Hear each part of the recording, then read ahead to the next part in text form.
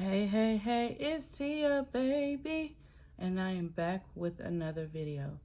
So I am now on chapter 12, and I'm going to read the first half of chapter 12 tonight, and then I'll read the second half of chapter 12 tomorrow. So here we go. The band was conducting a sound check with Selena on stage when one of her biggest hits of all times was born. We were fiddling with the equipment and tuning up our instruments when Selena just started spontaneously singing the words to Bitty Bitty Bum Bum. I had never seen these lyrics lying around the house, despite the fact that Selena was always writing in notebooks and on little scraps of paper, leaving them everywhere, wherever she happened to be sitting or standing when she got an idea for a song. To this day, I can't remember what stage we were on, but when we created Bitty Bitty Bum Bum together, many of the events during 1993 and 1994 are a blur because we were keeping up such a frantic professional pace. Selena y Los Dinos had been riding high since winning the Grammy for Selena Live. Ever since the concert at the Memorial Coliseum in Corpus Christi, Texas, we had been performing constantly, hitting both our usual venues and commanding larger ones. More than 20,000 people turned out to hear us at the Pasadena Fairgrounds in August of 1993, for instance, and in September we drew a crowd of 70,000 Feria at La Feria de Nuevo Leon in Mexico. That October, Selena was one of the featured performers at the Dejano Grand Finale show of the Coca-Cola Road Trip at Guadalupe Plaza Park in Houston. At the Houston Livestock Show and Rodeo in February 1994, we poured in over 70,000 people. What's more, to commemorate Selena's 5 years as a company representative, Coca-Cola put out a special Selena Coke bottle, a collector's edition that sold out almost as soon as it appeared on the shelves. We were all amazed at the pace of our success. Like Selena, we were humbled by it as well. The sorry.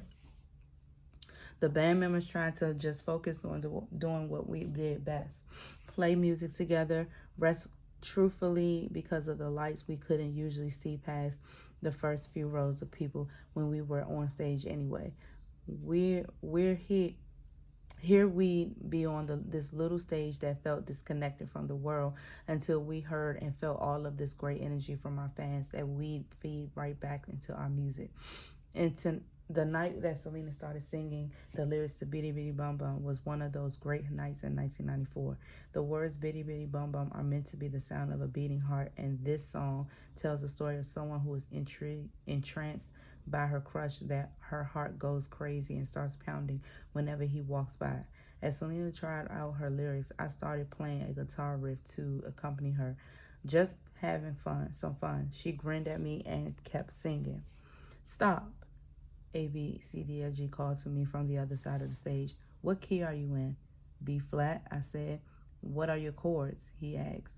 I told him and played a little turnaround. A, B, C, D, F, G came up with a bass line and we started playing together. Suzette started a rhythm pattern on the drums and the song just kind of happened right there on stage. Then the song began and Selena was enjoying herself on stage as she always did. To be truthfully successful entertainer, you have to be doing something on stage that makes people stop and stare. Selena always came out dancing. Beyond that, she communicated directly with her audience in ways that many entertainers don't know how. These days, especially, entertainers stick to their script. Selena wasn't like that. No matter how successful we became, every one of our shows was different because Selena always stayed in the moment. If she heard a funny joke before coming on stage, she would tell that joke in between songs. She was always real, and people could pick up the fact that this wasn't an act. Selena never made people feel like they were watching a show. She recognized that the people in the audience were just like her and made everyone feel as if we were all enjoying the evening together. That's a hard thing to do when you're up on stage, but Selena pulled it off every time. The band never did anything by rote either. We would always change up the set the set list because ABCDFG was watched the crowd closely to see what kind of music they were reacting to and called out the songs accordingly. Other than the first song, we never had any idea what we'd be playing on a given night or in what order. We would just go. On this particular night, Selena was talking to the crowd between songs when I heard ABCDFG called out, "Hey, let's play that song you were doing in sound check." Selena, He started playing the rhythm pattern, and Suzette jumped in. I came in with the guitar and intro, and Selena started singing the words. Obviously, she had written them somewhere or had them in her head. The crowd went nuts over it. Afterwards, ABCDFG was all smiles. What's going on? That's that's going to be our new hit song, he answered. Back in the studio, Selena worked with Pete to put the lyrics and the melody together, and we recorded Bitty Bitty Bum Bum as one of the tracks on the new album we were working on, Amor Prohibido. When it came time to change my part, ABCDFG told me how we were going to arrange the song, and then said, "Here's where you do your guitar solo." Then he left the studio trusting me to put together a solo that would work. I remember thinking this song is going to be huge because I felt it the way ABCDFG did. Bitty Bitty Bum Bum was a woman's proud celebration of love. I wanted to create a radical guitar solo that would truly blend a hard rock sound into a Tejano cumbia. And so much the way that Selena and I had grown up in traditional families, become a contemporary couple. I wanted more than anything to support the rich, optimistic sound of Selena's singing with my guitar. The song worked on every level, and before long, Bitty Bitty Bum Bum took a life of its own, becoming one of Selena's most beloved, more enduring hits.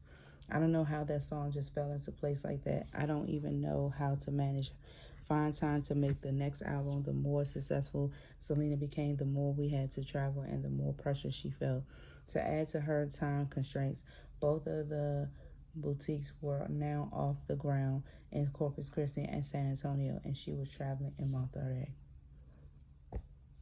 With increasingly frequency to talk about opening a clothing factory and a boutique there, if Dictator, Suzette, her mom, or I couldn't accompany her somewhere, Selena sometimes asked Oompa to go with her. We were still playing a lot of concerts in Mexico, and we had also started performing in other Latin American countries.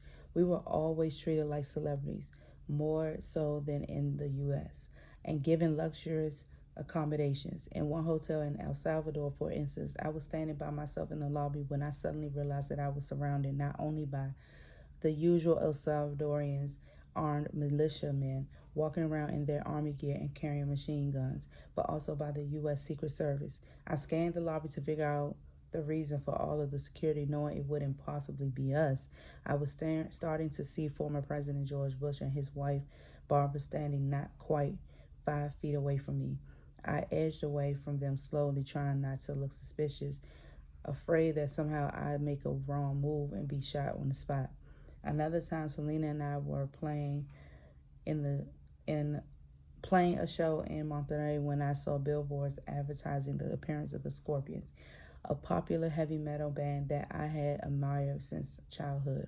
I had always be I have always wanted to see that play live.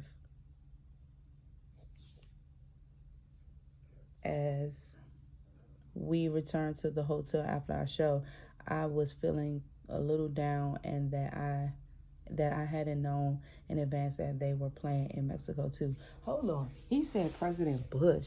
Oh, he did say former. I was about to say because back in '93, Clinton was the president, but it said former president. Okay.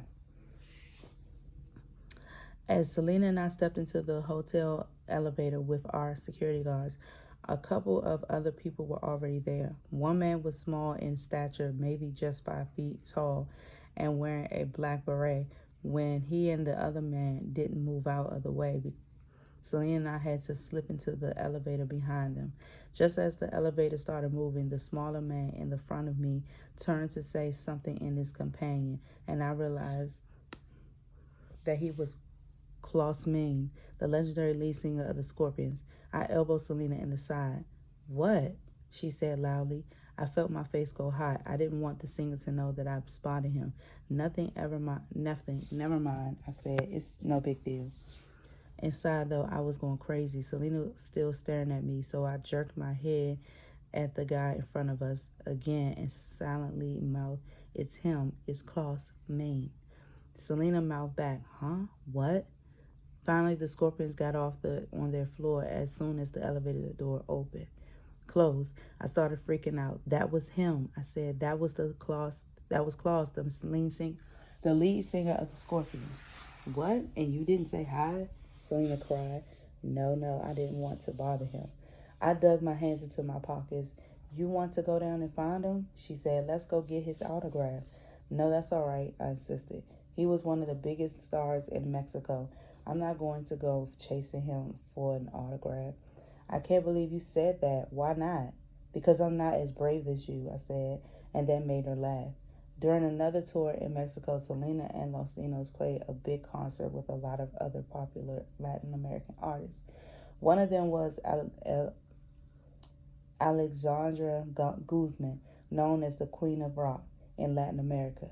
I remember the first time I've ever saw Alexandra and heard her singing. This was on Big Bertha, right after I joined Los Dinos, and long before Selena and I were a couple. The TV was on, and Alexandra was performing on one of those Spanish language variety shows. "Man, who's that?" I asked Selena as we sat there watching Alexandra's song. Selena told me Alexandra's name and laughed. "Why? Do you like her?" "Sure, she's hot," I said just to tease Selena. Let me check this out. In fact, it was Alexandra's music that I admired more than anything else. I went through a serious Alexandra phase after that, buying her CDs and listening to her music. So naturally, when Alexandra came into the back dressing room to meet us during that show in Mexico, she and Selena started joking around, and Selena said in Spanish, "Hey, Alexandra, can you come and meet my husband, Chris? He has a big crush on you." I wanted to protest, but of course my Spanish wasn't good enough, and Selena and Alexandra were already cracking up at the flustered expression. Anyway, I knew it was a lost cause. Selena and I respected each other as artists. I knew how great she was. Selena had the talent, voice, personality, and looks to make it to the top. For her part, Selena admired how different I was from other Tejano musicians. The other guys in our band were really cool at Tejano music, and I learned a lot from them. But by 1994, I was adding my licks on top, bringing their best stuff along for the ride with me, and adding legitimate rock sound to Los Dinos, as I had with our remix of Fotos y, Fotos y Recuerdos, a song generally done by the Pretenders on Amor Prohibido. I don't remember Selena ever playing the diva. She never complained about her mix or the sound stage on stage, which is rare for most vocalists. I never heard her say, "I don't want to do that." She was talented enough that she could stop by the studio while the band was working on a new song, hum her part a little bit, and then go off to the shop at the mall, saying, "Don't worry about me. I know what to do when y'all are ready to record this." We didn't have to worry. To be perfectly honest, I never heard Selena to do anything wrong on stage. None of us ever had to ask her to change something in the studio either. In fact, sometimes she tracked her vocals by herself, and she would be the one who would request a second to take so that she could add little harmonies. She created on her own. She was that good, and she was getting better with every album. For Amor Prohibido, we did things the way we always did, like a well-oiled machine. Selena and the band members laid down our tracks separately in the studio only after we perfected them during reproduction sessions, and then ABCDFG arranged and mixed the music. There was one exception to this. Late the night before we were supposed to go into the studio, I got a phone call from ABCDFG. "Can you come over and listen to something real quick?" he asked. I went to his house and I listened to Ya Know, which would become the last song on the CD, It was a conjunto song with an accordion. I wanted to turn into a rock song. ABCDFG said after I heard it a couple of times, "What do you think? Can you do it?" "What do you mean for the album?" he asked. I asked, "But aren't we supposed to be in the studio first thing tomorrow morning?" He nodded. "What do you think?" "Okay," I said, "I'll try." We spent the night in the studio trying to get an arrangement done that worked. Selena was at home calling repeatedly as we worked. "Is he okay?" She asked ABCDFG. Are you all still there?" Finally, she fell asleep.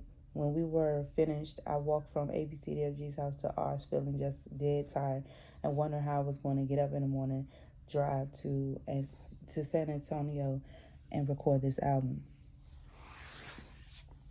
When we woke up the next morning, Selena said, "So how did it go?" "It went," I said, "but I don't know how it's going to sound today." "You're going to be okay," she reassured me. "I can't wait to hear it." We went into San Antonio and recorded the instrumentals for Amor Prohibido. Then Selena went in separately to record her vocal tracks. When I heard it all put together, I remember thinking how incredibly mature Selena's voice sounded. There was a noticeable difference between her voice on this album and Entre Mudo, especially. I can't say it was an improvement exactly because I always thought that Selena's voice sounded incredible. It's just that her voice was richer and more mature than before, and her singing was more emotional and powerful as a result. "The fans already aren't ready for this one, Selena," I told her. "What do you mean?" She asked. This is different. This is a different kind of album in a good way," I said.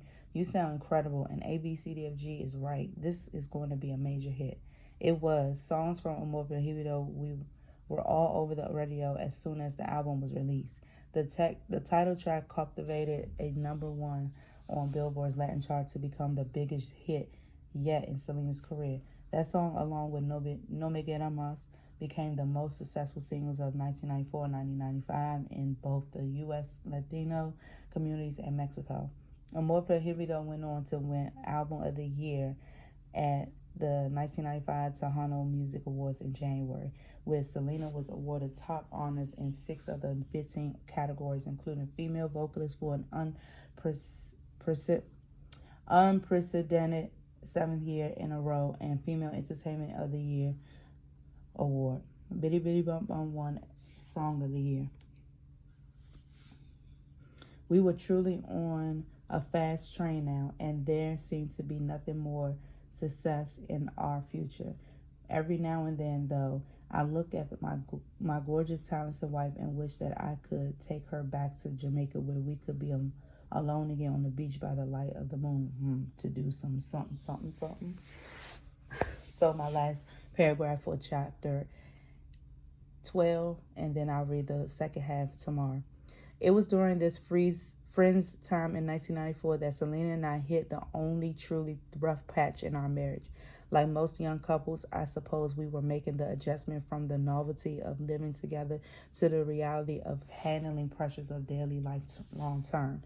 In our case, the pressures were more extreme, perhaps because of our tense work and travel schedules, Selena especially.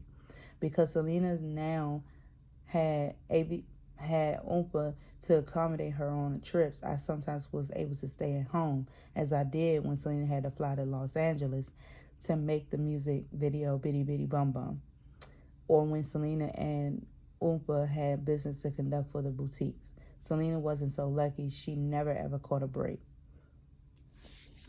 So that's all I'm going to read for part 1 of chapter 12, and I will come back for part 2 tomorrow. Peace.